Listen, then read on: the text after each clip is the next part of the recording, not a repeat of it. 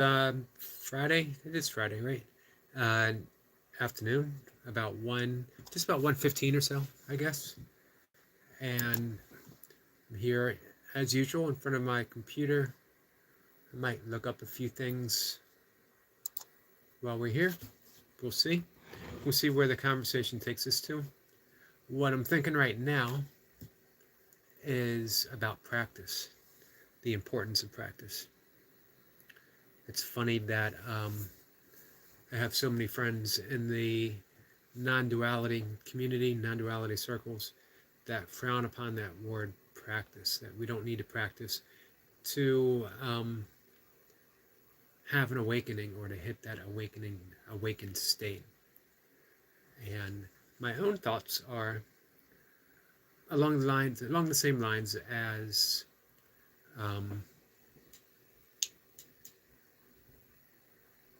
I can't remember the author's name. I've been talking about him for a while now. It'll come to me. Anyway, the the point. Sorry, I'm totally losing track of where I'm going. Um, that practice isn't needed. Jack Goldstein, the author I'm looking for, um, has talked about this quite a bit.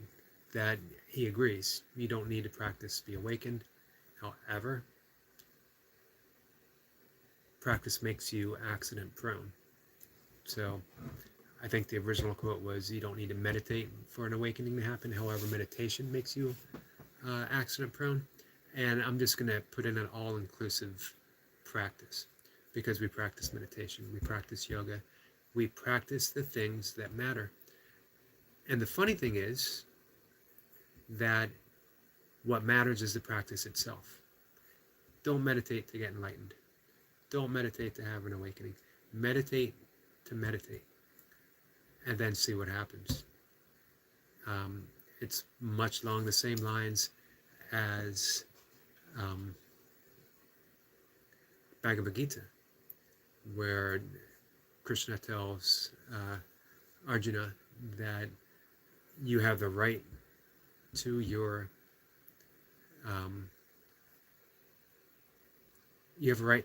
work. However, my mind's blanking today.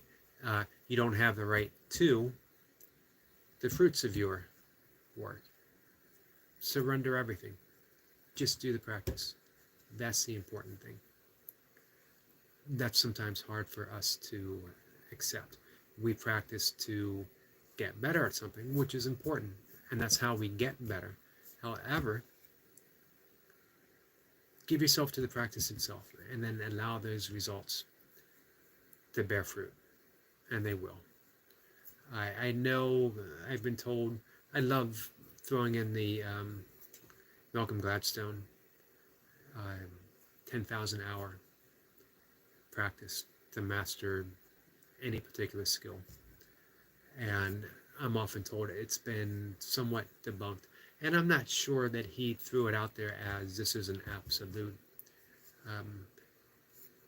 But it's a great guideline. Mastery. I'm not even sure I like that term, mastery. Do you ever completely master anything? That's the whole point of practicing. 10,000 hours of practice will make you good at anything, regardless of what's been debunked or not debunked. However, 10,000 hours of practicing something that you love is invaluable. That's the important thing. Practice what you love.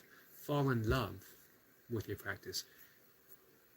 Be it meditation, be it yoga, be it burpees, bowling, doesn't matter. That's the lesson from the Bhagavad Gita. That is what Krishna is telling Arjuna, to fall in love, that's the highest path. If you fall in love with what you're doing, every time you sit down to practice it, you'll be awakened, you'll be enlightened as you ever need to be. Because that's what it's all about. That kind of devotion. Showing up. Being there. Putting in the work. But more so, putting in that work lovingly, intentionally, completely surrendering. And it doesn't matter. I wrote the other day about being a writer, being a professional writer. Now I'm going to use the term professional in the same way that Stephen Pressfield does. Professional shows up, puts in the work. Doesn't matter. So it separates a professional from an amateur. Amateur might skip a day. Amateur might go for weeks at a time without ever writing a word, committing a word to paper. An amateur might, um, plays around. It's fun. It's a fun thing to do. Or gets easily distracted. An amateur sits down to write and then decides to check his email. Play a quick game of online solitaire. Check a Facebook status. Check the email again. Reach for their phone. Send a text to someone. And then might write a few words and call it a day. That's an amateur. Professional shows up, puts distractions aside, and writes. Could just be one line, but it's one line with dedication, with love, with full concentrated effort, and surrendering the results of those lines. The essence of the Bhagavad Gita, surrendering those results. That's a professional. An amateur might sit down and write paragraphs and pages, and yet if he's distracted, he's not giving it his true attention or his true practice. It's just playing games. Some of it might even be good, really talented. However, still an amateur. Professional shows up and does the work. Writing, yoga, bowling, burpees, doesn't matter. Show up, do the work with loving attention and detail. So I show up every morning at my desk just a little bit after 4 a.m. And I've already done my first meditation for the day and my first yoga practice for the day. And I sit down with my 1 cup of coffee for the day and I write. Not real long. Through years of practice, I write what I consider lyrical prose. It's usually about meditation, nature, science. Sometimes politics. Sometimes I love writing about writing. I love writing about yoga. I try to mix all of this together as I can, and I try to keep it very concise. I try to keep it 600 words in a lyrical prose essay is a lot for me. 300, 200 is a little short, although I don't quibble about it. 200 to 400, somewhere around there is the average, sometimes reaching 5. Again, 600 would be a lot. I really got something to say, or I've said way too much if I've hit 600 words. It does happen on occasion now. So again, I try to be concise. I try to get it, I try to think of it in terms of a song. How does this sound when I read it out loud? Does it have a certain lilt to it? Does it have a certain flow? That's what I'm looking for. That's my practice. Every day. Every day for 24 years, maybe 25 years. Not missing a day. Now, circumstances have been different. If I've done a 100-mile race or 24-hour race or something along those lines, I've sent a text to myself. I've thought about what I wanted to write, and then when I get to my phone, I'll send myself a little text. So I've kept that commitment. I made that decision. I'm going to practice my writing every day. And again, I love that term practice because it means that it doesn't have to be right. It doesn't have to be great. It doesn't even have to be good. It only has to have meaning to me. I sit down, do what I love. It's a spiritual practice as much as my meditation, as much as if you get down on your knees and say a prayer. It's my communication with the God of my belief. We could even scratch that. My communication with the God of my understanding. So, it's a commitment. The question is, are we keeping our commitments? All of us. I know people show up and they hit their burpees and they hit their pull-ups. But are there other parts of your life where maybe we're not showing up? Are you meditating? Are you communicating with... I'm always slightly adverse to use the word, the expression God. Maybe not adverse, but it doesn't always seem to get the...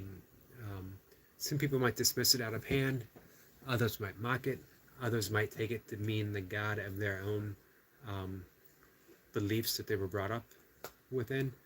And we can scratch all that and get rid of all the details and just say reality. Maybe even reality has too many connotations added to it, too many conditions. For me, it's important expressing myself creatively, again, which is why I do it every single day. I went for a long time wanting to be a writer and barely writing. I would have these great spurts where I would write for a day, a week, maybe a month. Just very creative, words just coming out of nowhere, really enjoying it, and then going for long stretches, years, without writing anything, feeling very frustrated that I was this writer who was, for whatever reason, unable to write. I had this writer's block, which is just a myth. Because there's always something to write about. Write about your writer's block. Write about your inability to write. Write about why you feel unable to write. Write about whatever's right in front of you. Write about the sun. Write about the moon. Write about your loved ones. Always something. It's the same with you're a painter. It's the same. It might not be the most inspired thing, but hey, you get by. Inspiration sees that intent. Inspiration sees you showing up at your desk every morning at 4 a.m. Inspiration sees you in front of the canvas day after day after day, picking up that brush and practicing maybe even a single brush stroke. One, the intentionality is there. The universe responds. Inspiration responds. The muse will show up.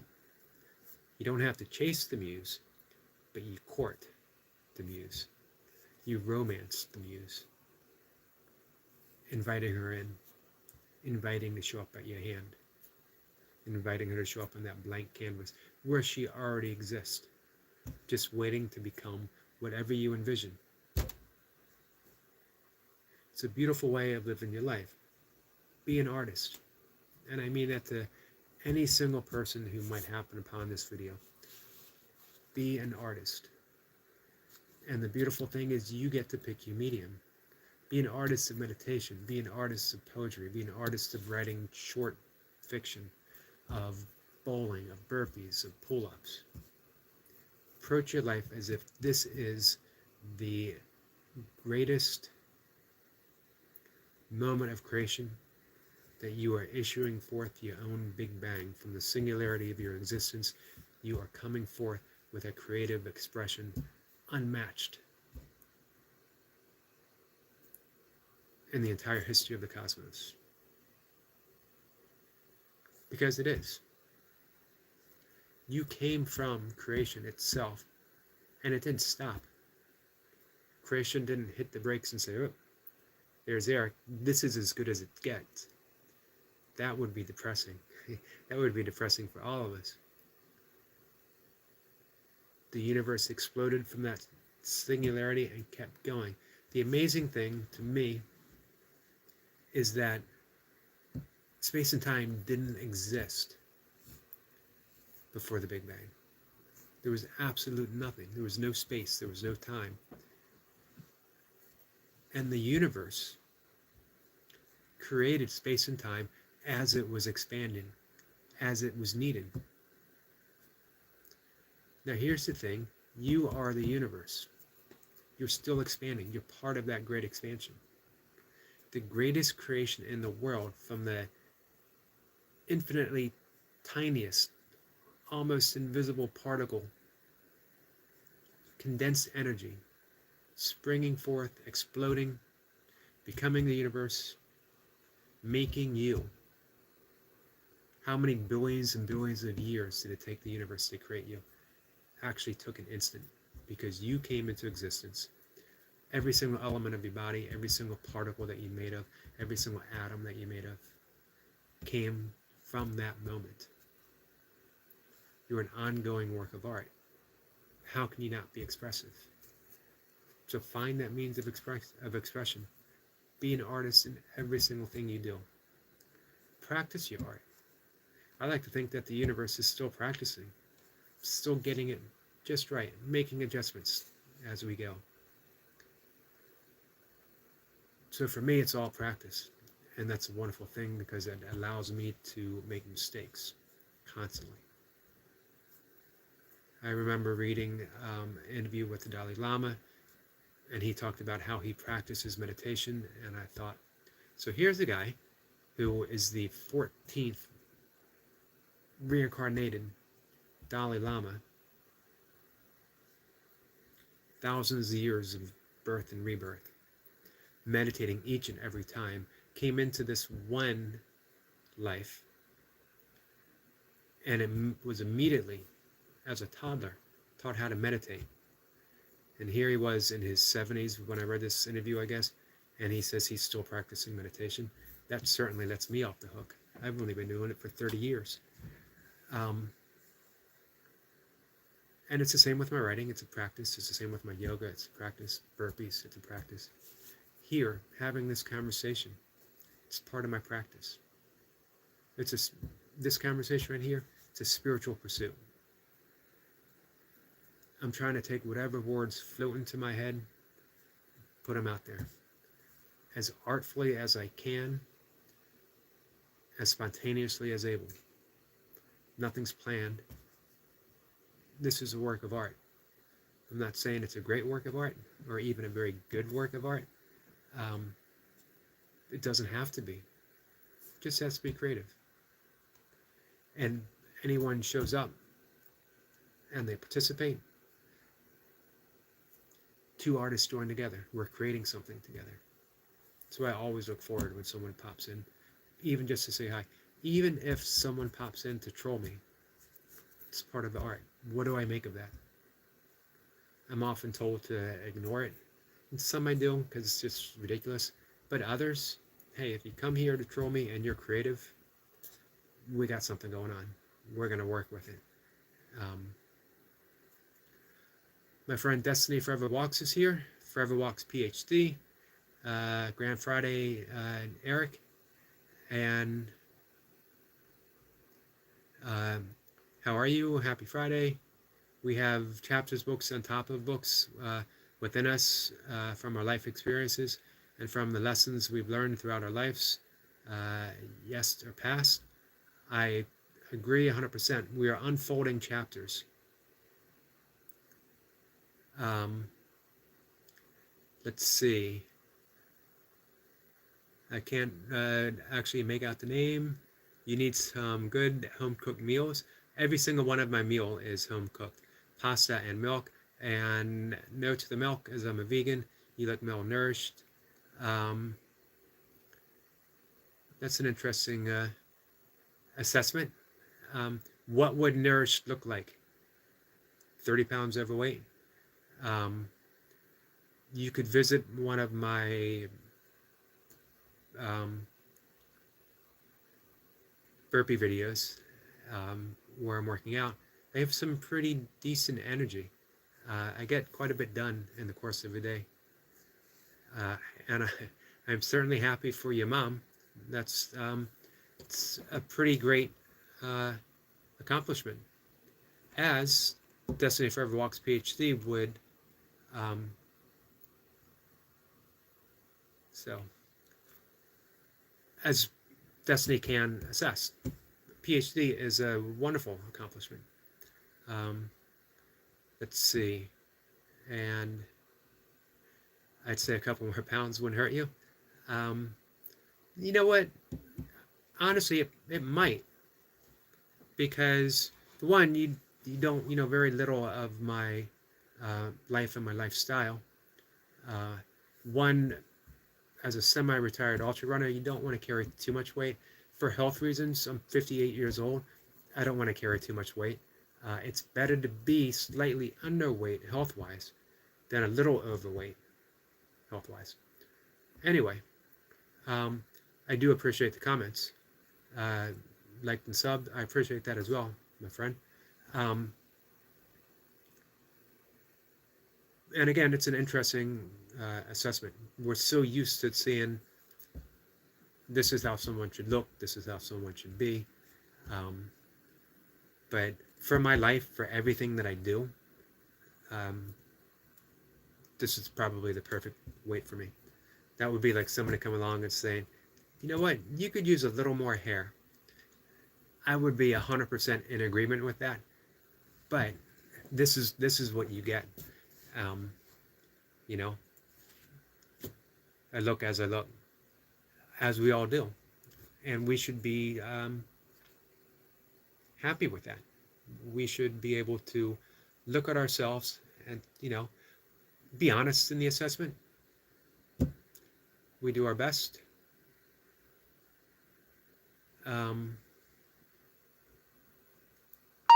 Let's see. So, back on track with art. You know what? In practice, we can even to keep in the thing about appearances and weight, we can even consider that part of our practice. Suppose I look in the mirror and I happen to agree with the assessment. That can be my new practice. I can look at myself and say, you know what? I'm going to put on 5 pounds of quality muscle. And I changed my diet and I changed my workout plan. My life just became a practice in a different sense. I've just committed myself to the artistry of my body, to the artistry of my appearance. And if I do that with that intent, it's not a vain pursuit. It's not egotistical. It's a project. It's a practice. It's a thing that I'm working on to look in my mirror and say, as part of the universe, this is what I helped create. This is what I've become. Anything approached with intentionality becomes an act of beauty, an act of great, great beauty. It could be sitting down in front of a blank screen, writing, an empty canvas, paintbrush in your hand, sculpting, any of it, putting on 5 pounds of muscle, any of it.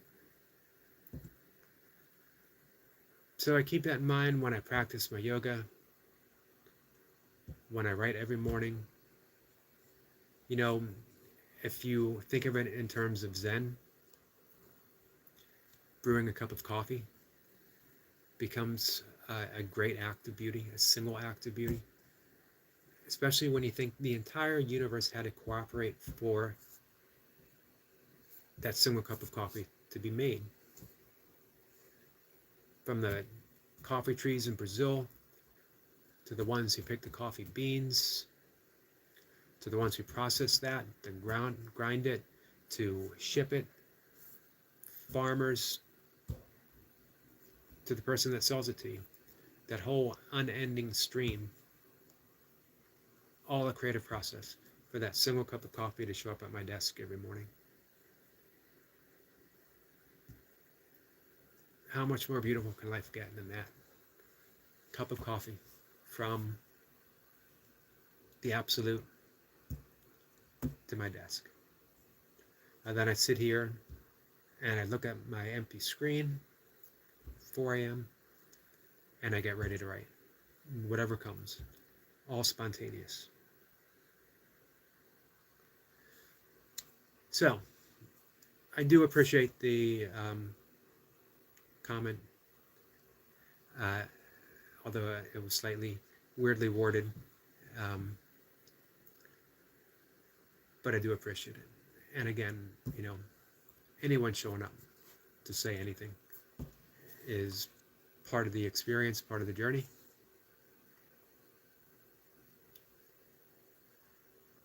With that, I think we're coming up on 25, 26 minutes. I feel like I was on a roll there for a bit, talking about creativity. Destiny is asking, have you ever published any books? I've self-published 6, 7. I don't remember offhand. I'm actually right here in front of Amazon.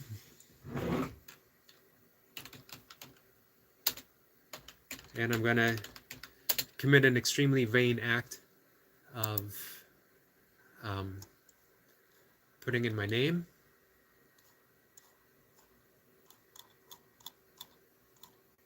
And let's see what comes up.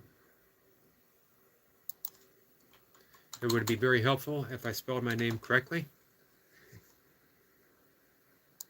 Mistakes happen.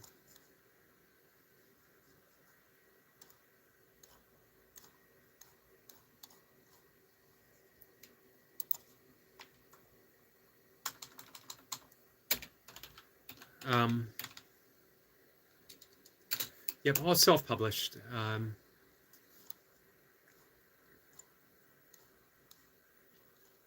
Some did fairly okay when I first started. Actually, I got 2 of them right here because I was going to read from them. Of course, these will be backwards. This poetry book. I Am This Close. Dancing Molecules. My first book was Does God Have a Hero? And it was a series of essays on compassionate living. And it might be my favorite one.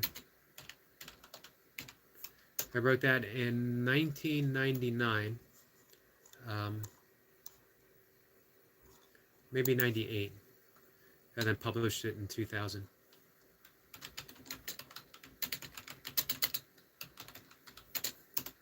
But mainly now I write for my blog. Yeah, I just put up Does God Have a Hero? It shows up on Amazon, $9.94. Published in 2000. So yeah, I wrote it in 1998. Thanks, Destiny. I appreciate that.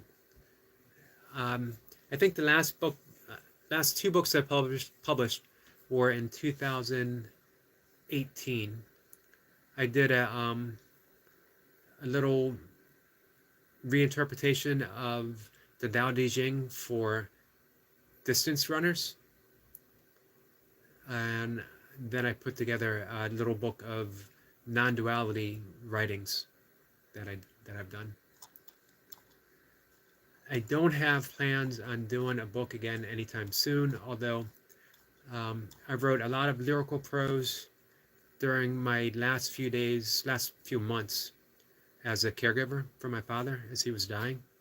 And I wrote about the experience. And I thought about putting that together. Maybe because it might be helpful just as a companion guide for someone else who is caring for a loved one in their final days, and how extremely difficult, and yet at the same time, the most rewarding thing I've ever done in my entire life was being present for my father when all he needed was presence, just someone being there. And sometimes that's the hardest thing to give, because there was part of me that wanted to run, to face that amount of suffering, to face the knowing I'm reaching these final days with the most important figure in my life, um, there's a little part of you, and you almost feel ashamed. You almost feel guilty. I don't want to be there for that suffering. I don't want to see that person diminished. I don't want to have to do those little things that are needed for him, because it breaks my heart. Not to have to do it, but because it needs to be done, because he can no longer do it himself. It breaks you to pieces that this one strong person that provided life for you, gave you everything,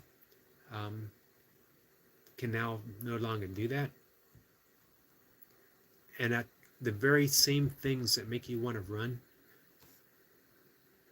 make you want to stay, make you want to be there and give it all back, pay it all back. This was my opportunity. Give everything back to my father that he ever gave me. Just be present for him. Destiny says that type of book would be very helpful for people who have gone through the grief of losing someone they love. That was my thinking.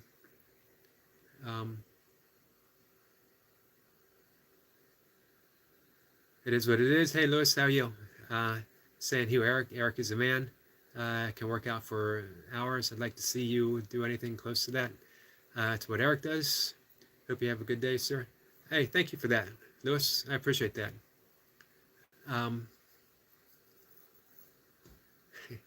Yeah, it's for me. I guess they're not used to seeing someone who might be slightly on the lean slide, you know. Especially 58 and lean. I guess 58, I'm supposed to have a pot belly. I can work on that, I guess. But you take it all inside. Noah says being lean doesn't mean malnourished. That's true. But sometimes when you reach a certain body fat percentage, your face reflects that. So the face can look a little leaner, gaunt. So, he's seeing it from the head up, bad lighting. Again, you take it in stride. How's the layoff going? You getting that urge to jump back in the game?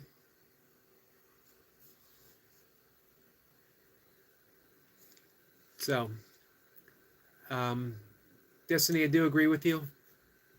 That's the reason why I thought about putting that book together. It's actually already written because, I wrote every day as I was going through it. It would just be the matter of going back to my blog and pulling it out and editing it and putting it all together and then submitting it. So I might do that. It is what it says. OMG, Eric, I feel malnourished. I don't know what to say to that. I highly doubt that. I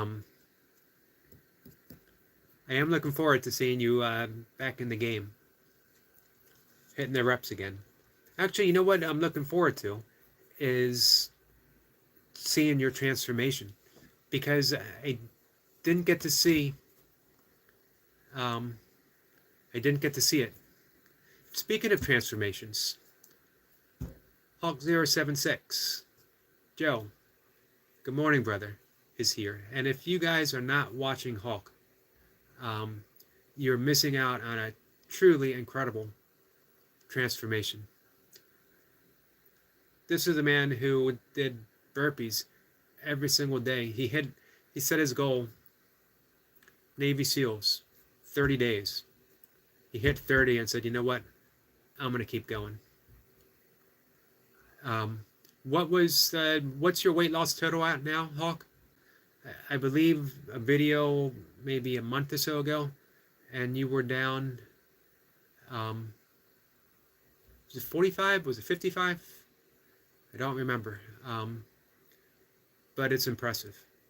It's impressive seeing you put in the work. Day after day. Always. So yeah, I was saying with It Is What It Is, I missed you at the beginning of your start when you were a little heavier working away. I got you in your prime when you were in, you burned it all off.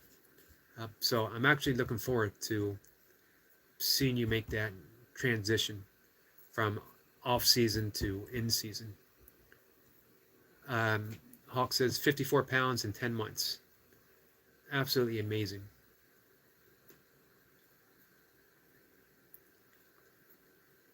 And Hawk, if you want to, I don't know if you're following It Is What It Is, but he's got an excellent channel. Same with, It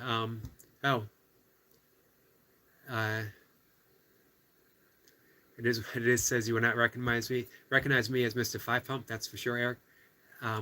Yeah, but it will not take you long, as you just said, but you will definitely get there. It won't take you long. And Hawk, Destiny Forever Walks is another person. I don't know if you're following her. But you'll see some excellent inspiration, motivation, some treadmill dancing, and hitting the jump rope, as well as great nutritional advice from her.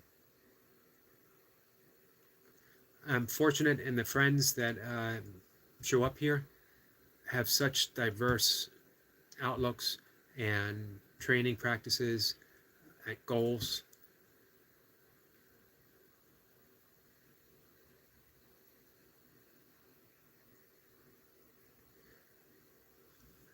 Let's see. Destiny says, how are you? It is what it is. I tried speaking to that madman on a psychological level, presenting act that would make him think twice about degrading someone with ugly remarks. I guess he read it and ran. Yeah, he did disappear. He did say that he liked and subbed. I was mentioning before when I was talking about approaching a conversation like this as a practice, as part of my practice, thinking of it in terms of art, and it's all good. Even the trolls. And I'm not saying that he was a troll. He might have just been really offering, his opinion in a helpful way. But you take what's given to you in that conversation and you work with it. I don't want to ignore a troll unless it's something completely silly. And actually, I know It Is What It Is has been here when some trolls show up, and we generally engage with them and have fun most of the time. It's when they want you to do or say something silly. That's the only time I ever sort of draw that line and say, not going to do that.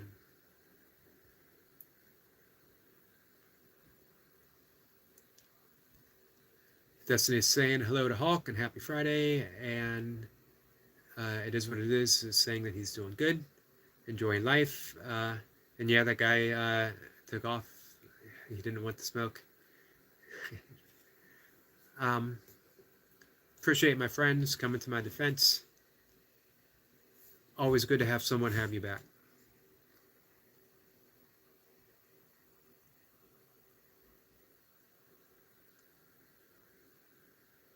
Lewis says he's going to, I'm not sure if I can see that, OOCLI,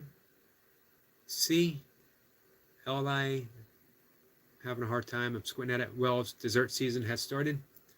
I thought dessert season started when you held up that maple glazed donut about a month or so ago.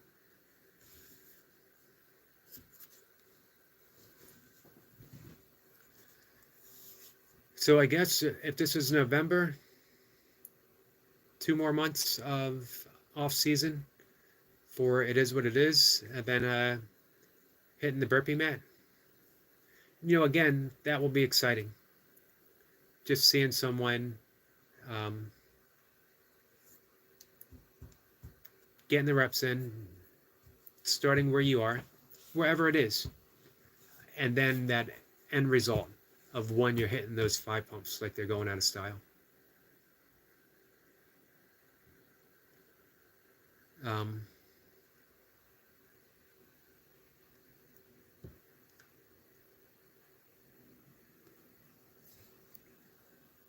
Sorry, I don't mean to squint at the camera. Part of having old eyes. Dessert, my bad. Oh, desert season. You gonna camp?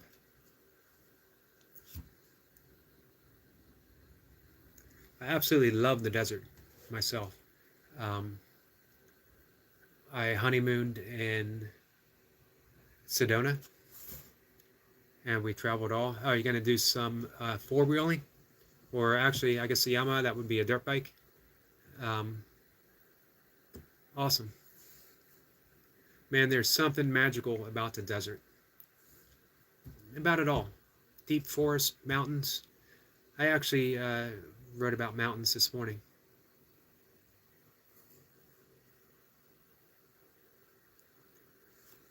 Lewis says that he camps if he has a good group to hang out with. I actually enjoyed camping quite a bit by myself. Just getting out in nature, enjoying the solitude, because you have a tendency to forget. That inner voice dies down. You forget that projected identity that you give to the world, and you become your truest self in the silence of being in the wilderness.